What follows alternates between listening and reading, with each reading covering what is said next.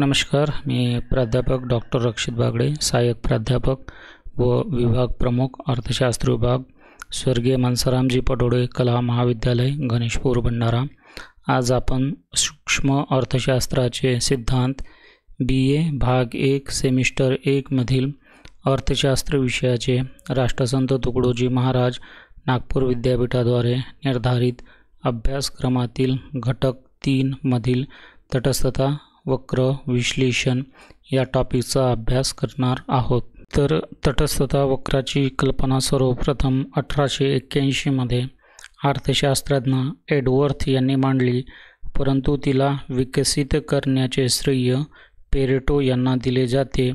त्यांनी 1906 मध्ये आपल्या एका लेखात या कल्पनेला विकसित करण्याचे प्रयत्न केले, परंतु तटस्थता वक्र विश्लेषणाला शास्त्रीय स्वरूप देण्याचे काम 1934 मध्ये प्राध्यापक हिक्स व प्राध्यापक एलन यांनी a reconsideration of the theory of value या आपल्या संयुक्त लेखाद्वारे केले। त्यानंतर 1939 मध्ये अर्थशास्त्रज्ञ J.R. हिक्स यांनी आपल्या व्हॅल्यू ऑफ कॅपिटल या पुस्तकात तटस्थता वक्राचे अत्यंत शास्त्रीय पद्धतीने विवेचन करून त्यास पूर्णत्व प्राप्त करून दिले। तर त्यानंतर आपण तटस्थता वक्राचा अर्थ आणि व्याख्या पाहूया। तर तटस्थता वक्र असा आहे की ज्या वक्रावर असलेला प्रत्येक बिंदू दोन वस्तूंचे असे गट दर्शवितो की त्या प्रत्येक गटापासून उपभोक्त्याला सारखे समाधान प्राप्त होते। तर तटस्थता वक्रावर काढलेला प्रत्येक बिंदू उपभोक्त्याला समान उपयोगिता मिळवून देणाऱ्या गटाचा निर्देश करतो। सर्व गटापासून सारखी उपयोगिता मिळत असल्यामुळे कोणत्याही एका विशेष गटाची निवड करण्याची उपभोक्त्याची प्रवृत्ती नसते, अर्थात गटाच्या निवडीबद्दल तो तटस्थ राहतो। म्हणूनच ह्या वक्राला समवृत्ती वक्र असेही म्हणतात। प्रोफेसर मेयर्स यांच्या शब्दात तटस्थता कोष्टक हे असे कोष्टक आहे की जे वस्तूच्या विभिन्न गटाचे अस्तित्व दाखविते की ज्या गटामुळे उपभोक्त्याला सारखे समाधान प्राप्त होते, आणि तटस्थता कोष्टक ज्या वक्र रेषेच्या साहाय्याने दर्शविले जाते त्या रेषेला तटस्थता वक्र असे म्हणतात। तर तटस्थता कोष्टक आणि तटस्थता वक्राची कल्पना उदाहरणाच्या साहाय्याने आपण स्पष्ट करूया। तर आपण यामध्ये तटस्थता तक्ता आपण घेतलेला आहे, ज्यामध्ये आपण गट घेतलेले आहेत अ, ब, क, ड, आणि त्यानंतर गहू आणि तांदळाची मात्रा आपण घेतलेली आहे। तर प्रत्येक गटामध्ये जे आहे आपण त्याचं विश्लेषण पाहूया। तर गट अ मध्ये 1 किलो गहू आणि 9 किलो तांदळाचा समावेश आहे। त्यानंतर गट ब मध्ये 2 किलो गहू आणि 6 किलो तांदळाचा समावेश आहे।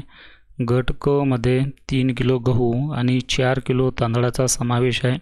आणि त्यानंतर गट ड मध्ये 4 किलो गहू आणि 3 किलो तांदळाचा समावेश आहे।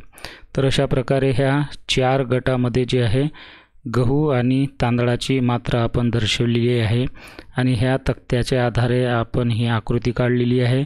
यामध्ये अक्ष आसावर आपण तांदूळ घेतलेला आहे आणि य ह्या आसावर आपण गहू घेतलेला आहे। त 1 आणि त 2 हे तटस्थता वक्र आपण काढलेले आहेत। तर अशा प्रकारे हा तटस्थता तक्ता आपण दर्शवलेला आहे आणि हे तटस्थता आकृती आपण दर्शवलेली आहे।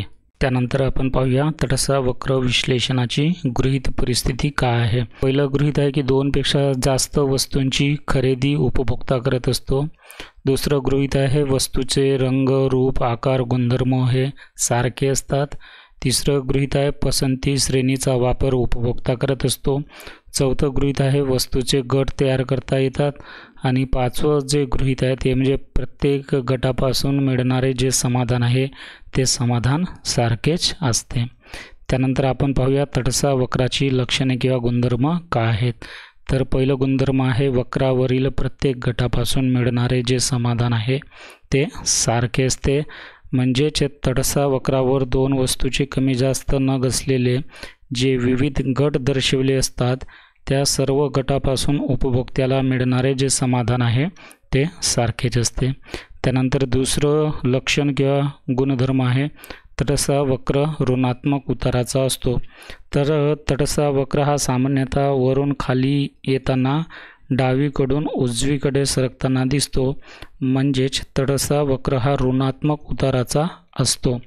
त्यानंतर तिसरं गुणधर्म आहे तटस्थ वक्र अक्षांना स्पर्श करीत नाही। तर सामान्यपणे तटस्थ वक्र उभ्या किंवा आडव्या अक्षाला स्पर्श करीत नाही, कारण तटस्थ वक्राने कोणत्याही एका अक्षाला स्पर्श केला तर दुसऱ्या वस्तूचे परिमाण 0 होतील आणि तटस्थ वक्र एका वस्तूचा विचार करीत नाही तर तो 2 वस्तूचा विचार करतो, कारण उपभोक्त्याला दोन्ही वस्तूचे कमी जास्त न हवे असतात।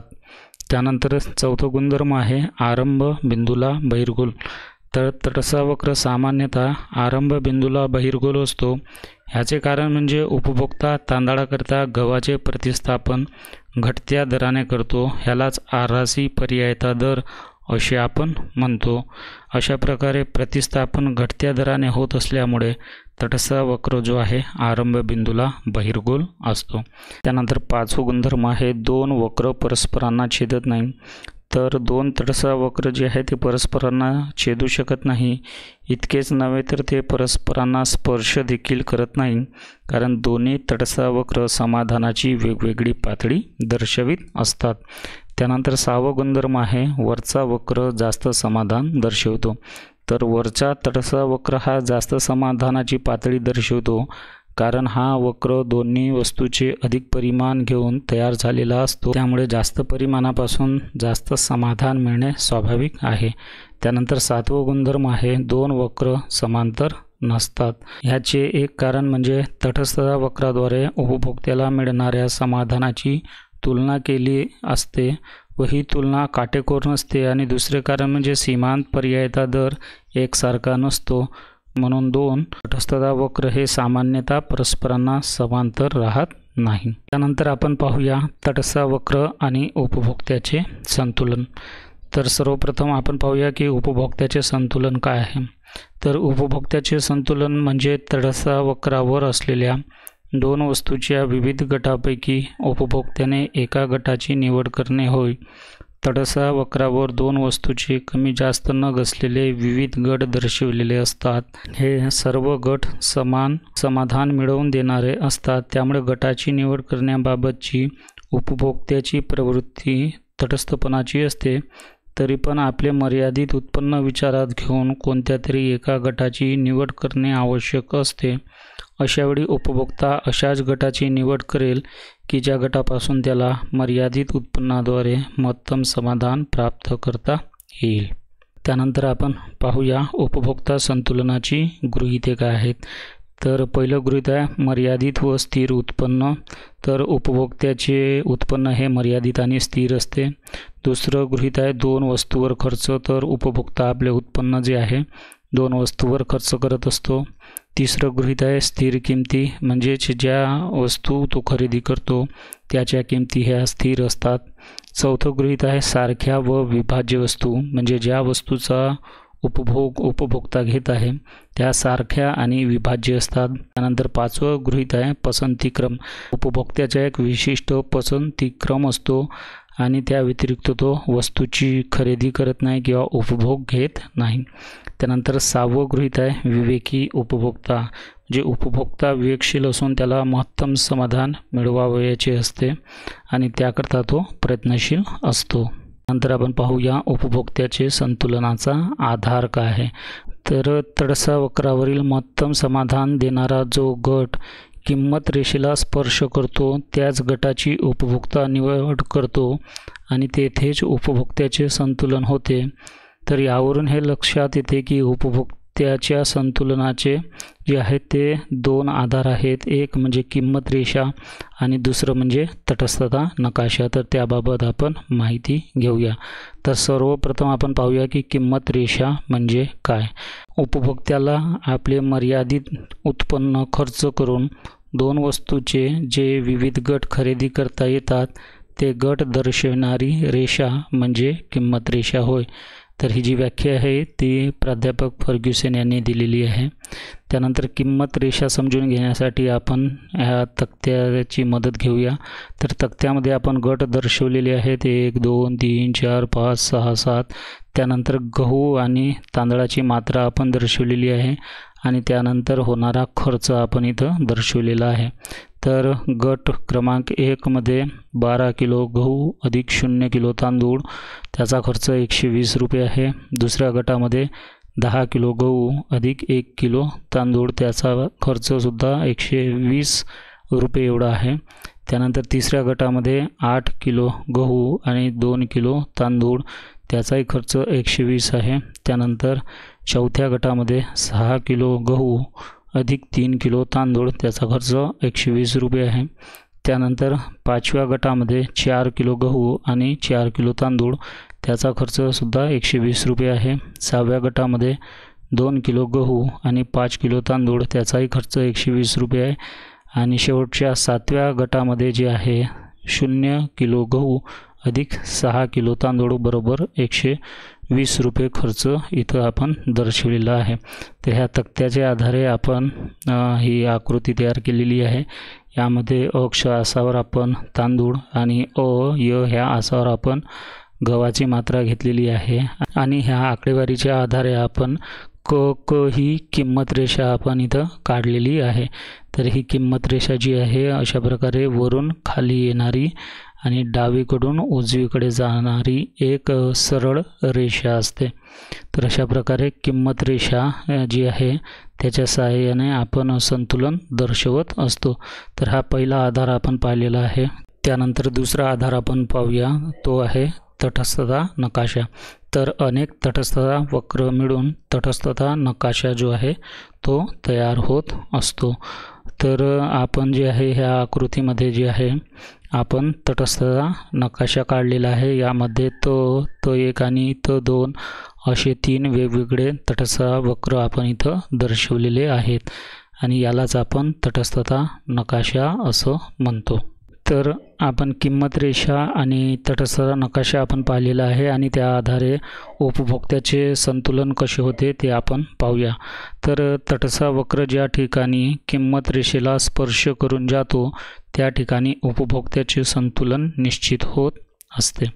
तर ह्या आकृतीमध्ये आपण अक्ष आसावर तांदळाची मात्रा घेतली आहे, य आसावर आपण गव्हाची मात्रा घेतलेली आहे, क ही किंमत रेषा घेतलेली आहे आणि त 1 हा तटस्थता वक्र आपण घेतलेला आहे आणि हा तटस्थता वक्र आणि क ही किंमत रेषा. तर ह्या दोघांचे संतुलन जे आहे ह्या स बिंदूमध्ये होतो आहे. म्हणजेच स बिंदू जो आहे हा विशिष्ट गट दर्शवेल आणि उपभोक्ता जो आहे हा स गट निवडेल आणि त्यावरच त्या उपभोक्त्याला मिळणारे जे समाधान आहे ते सर्वात जास्त राहील, महत्तम राहील. म्हणजेच उपभोक्त्याचे संतुलन जे आहे ह्या स बिंदूमध्ये होईल. त्यानंतर आपण पाहूया ह्या संतुलनाच्या अटी काय आहेत. तर उपभोक्त्याचे संतुलन घडून येण्यासाठी 3 अटी पूर्ण होणे आवश्यक असते. त्यातलं पहिलं म्हणजे किंमत रेषा तटस्थता वक्राला स्पर्श करणारी असावी. म्हणजे ही जी किंमत रेषा आपण काढलेली आहे ती ह्या तटस्थता वक्राला स्पर्श करणारी असावी. त्यानंतर दुसरी अट आहे किंमत रेषा व तटस्थता वक्राचा उतार सारखा असावा. तर यामध्ये जे आहे तो 1 हा वरून खाली येणारा असा तटस्थता वक्र आहे आणि क ही किंमत रेषा सुद्धा वरून खाली येणारी आहे. म्हणजे दोघांचा उतार जो आहे तो सारखा आहे. त्यानंतर तिसरी अट आहे तटस्थता वक्र मूळ बिंदूला बहिर्गोल असावा. तर हा तटस्थता वक्र जो आहे ह्या मूळ बिंदूला बहिर्गोल आहे आणि त्यामुळे जे आहे इथं संतुलनाच्या ज्या 3 अटी आहेत त्या पूर्ण होतात आणि स बिंदू हा संतुलन बिंदू ठरतो. त्यानंतर आपण पाहूया तटस्थता वक्राची उपयुक्तता काय आहे. तर उपयुक्ततेचा पहिला मुद्दा आहे उपभोगाचे क्षेत्र. तटस्थता वक्राच्या साहाय्याने उपभोक्त्याची संतुलनाची स्थिती माहीत करून घेता येते. ज्या ठिकाणी तटस्थता वक्र किंमत रेषेला स्पर्श करतो त्या ठिकाणी उपभोक्त्याचे संतुलन होऊन त्याला जास्तीत जास्त समाधान प्राप्त होते. तसेच किमतीतील बदलामुळे उपभोक्त्याच्या वास्तविक उत्पन्नात बदल होऊन त्या उपभोक्त्याच्या संतोषाधिक्यावर काय परिणाम होतो हे तटस्थ वक्राच्या सहाय्याने स्पष्ट करता येते. त्यानंतर दुसरा जो मुद्दा आहे तो म्हणजे उत्पादनाचे क्षेत्र. तर उत्पादकाचे मुख्य उद्दिष्ट म्हणजे कमीत कमी परिव्ययात जास्तीत जास्त उत्पादन घेणे हे असते. हे उद्दिष्ट साध्य करण्यासाठी तटस्थ वक्राची मदत होते. उत्पादनाच्या क्षेत्रात जेव्हा या वक्राचा वापर केला जातो तेव्हा त्याला सम उत्पत्ती वक्र असे म्हणतात. ज्या ठिकाणी सम उत्पत्ती वक्र उत्पादकाच्या अंदाजपत्रक रेषेला, तिलाच बजेट लाईन पण आपण इंग्रजीमध्ये म्हणतो, तर ह्या अंदाजपत्रक रेषेला स्पर्श करत असेल त्या ठिकाणी उत्पादकाचे संतुलन होते. या संतुलन बिंदूवर उत्पादनाची मात्रा जी आहे ती आदर्श असते. त्यानंतर तिसरा जो मुद्दा आहे तो म्हणजे विनिमयाचे क्षेत्र. तर दोन व्यक्ती आपल्या जवळील वस्तूची अदलाबदल कशी करतात व त्यामुळे त्यांचा कसा फायदा होतो या बाबीचे स्पष्टीकरण करण्यात तटस्थ वक्र उपयोगी पडते. हा मुद्दा आहे सार्वजनिक वितरणाचे क्षेत्र, ज्यालाच आपण रेशनिंग असं म्हणतो. तर समाजातील लोकांना शिधा वाटप दुकानातून ठराविक मात्रेत धान्य मिळत असेल तर दोन व्यक्ती आपापल्या आवडीनिवडीनुसार धान्याची अदलाबदल करू शकतात. समजा लोकांना शिधा वाटप दुकानातून गहू किंवा तांदूळ ठराविक मात्रेत मिळतो. एकाला गहू आणि दुसऱ्याला तांदूळ आवडतो. अशा वेळी दोन व्यक्ती एका मर्यादेपर्यंत धान्याची अदलाबदल करून समाधानाची उच्च पातळी प्राप्त करू शकतात. त्यानंतरचा मुद्दा आहे राजस्वाचे क्षेत्र.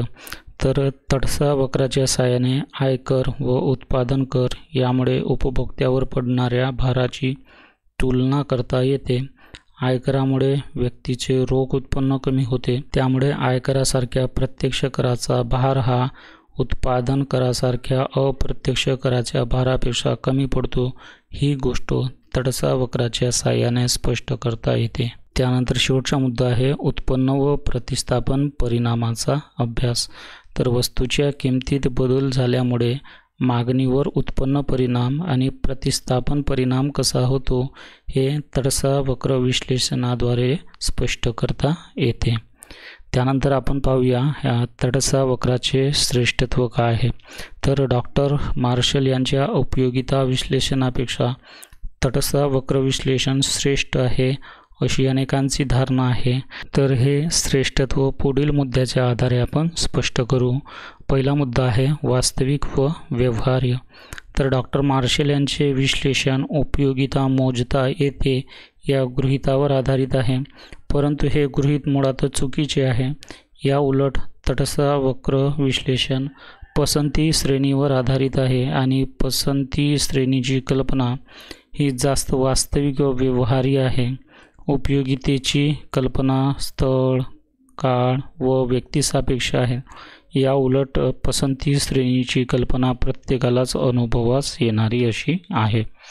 त्यानंतर दुसरा मुद्दा आहे आपला शास्त्रीय स्वरूप. तर डॉक्टर मार्शलच्या उपयोगिता विश्लेषणात पैशाची सीमांत उपयोगिता स्थिर असते असे मानले जाते, परंतु हा विचार अशास्त्रीय आहे. कारण प्रत्यक्षात पैशाची सीमांत उपयोगिता उत्पन्नानुसार बदलत जाते. श्रीमंत व्यक्तीला पैशाची सीमांत उपयोगिता कमी असते तर गरीब व्यक्तीला जास्त असते. तटस्थ वक्र अशा अशास्त्रीय गृहीतावर आधारित नसल्यामुळे हे विश्लेषण अधिक शास्त्रीय ठरते. त्यानंतर तिसरा मुद्दा आहे आपला अनेक वस्तूचा विचार. तर मार्शलच्या उपयोगिता विश्लेषणात फक्त एकाच वस्तूचा विचार करण्यात येतो, परंतु प्रत्यक्ष जीवनात उपभोक्ता दोन किंवा जास्त वस्तूची खरेदी करतो. याचा विचार उपयोगिता विश्लेषणात केला जात नाही. तटस्थ वक्र विश्लेषणात मात्र दोन किंवा जास्त वस्तूचा विचार केला जातो. तसेच पेन, कागद, शाई यासारख्या पूरक वस्तूचा, तसेच गूळ, साखर यासारख्या पर्याय वस्तूचा देखील विचार हा तटस्थ वक्र विश्लेषणात केला जातो. त्यानंतर चौथा मुद्दा आहे उत्पन्न व प्रतिस्थापन परिणामाचा विचार. तर डॉक्टर मार्शलने उपभोक्त्याचे उत्पन्न स्थिर असते असे मानून उत्पन्नाचा उपभोगावर काय परिणाम होईल ह्याची चर्चा करण्याचे टाळले. प्राध्यापक हिक्स यांनी मात्र आपल्या तडसा वक्र विश्लेषणात उत्पन्न परिणाम व प्रतिस्थापन परिणाम ह्या दोन्हीचा विचार केलेला आपणास दिसून येतो. त्यानंतर 5वा मुद्दा आहे व्यापक क्षेत्र. तर डॉक्टर मार्शल यांचे उपयोगिता विश्लेषण फक्त उपभोगाच्या क्षेत्रातीलच प्रश्नांचा अभ्यास करण्यासाठी उपयुक्त ठरते. तर प्राध्यापक हिक्स यांचे तडसा वक्र विश्लेषण उपभोगाच्या क्षेत्राशिवाय उत्पादनाच्या क्षेत्रातील काही प्रश्नाचे विश्लेषण करण्यासुद्धा उपयुक्त ठरते. आणि शेवटचा श्रेष्ठत्वाचा मुद्दा आहे प्रभावी सिद्धांत.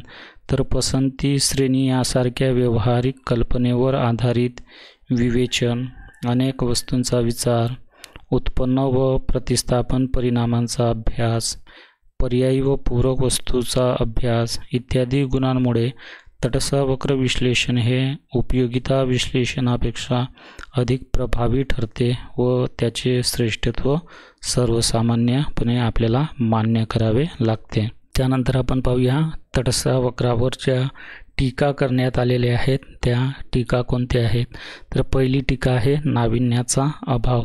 तर टीकाकाराच्या मते तडसा वक्र विश्लेषणात नवीन काहीच सांगितलेले नाही, केवळ उपयोगिता विश्लेषणात काही शब्दबदल करून त्याला नवे रूप दिलेले आहे अशी टीका करण्यात आलेली आहे. त्यानंतर दुसरी जी टीका करण्यात आली आहे ती म्हणजे अवास्तविक गृहीते.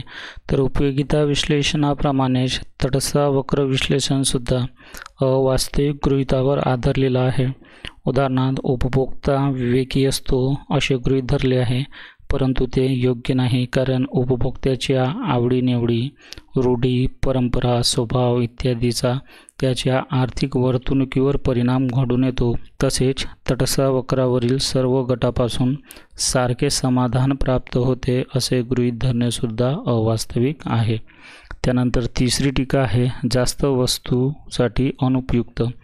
तर तडसा वक्र विश्लेषणात 2 वस्तूचा विचार केला जातो. 2पेक्षा जास्त वस्तूचा अभ्यास करावयाचा असल्यास त्यासाठी तडसा वक्र विश्लेषण उपयुक्त ठरत नाही.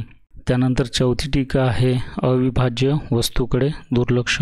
तर ज्या वस्तूचे लहान लहान भागात विभाजन करता येते त्यासाठी तडसा वक्र विश्लेषण उपयुक्त ठरते, परंतु घड्याळ, मोटार, रेडिओ, टीव्ही यासारख्या अविभाजनशील वस्तूकरिता तटस्थ विश्लेषण उपयुक्त ठरत नाही.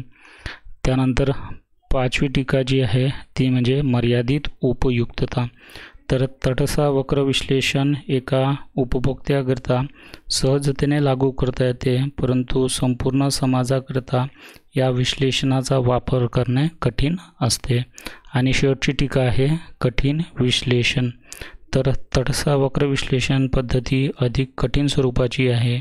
या तंत्राचा वापर करण्यासाठी गणिताचे ज्ञान आवश्यक आहे. गणिताच्या ज्ञानाशिवाय या तंत्राचा प्रभावी उपयोग करता येत नाही. तर अशा प्रकारे आपण तटस्थ वक्राची व्याख्या, उपभोक्त्याचे संतुलन, तटस्थ वक्राचे श्रेष्ठत्व आणि तटस्थ वक्रावरील टीका जी आहे त्याचा सविस्तर अभ्यास इथं केलेला आहे. धन्यवाद.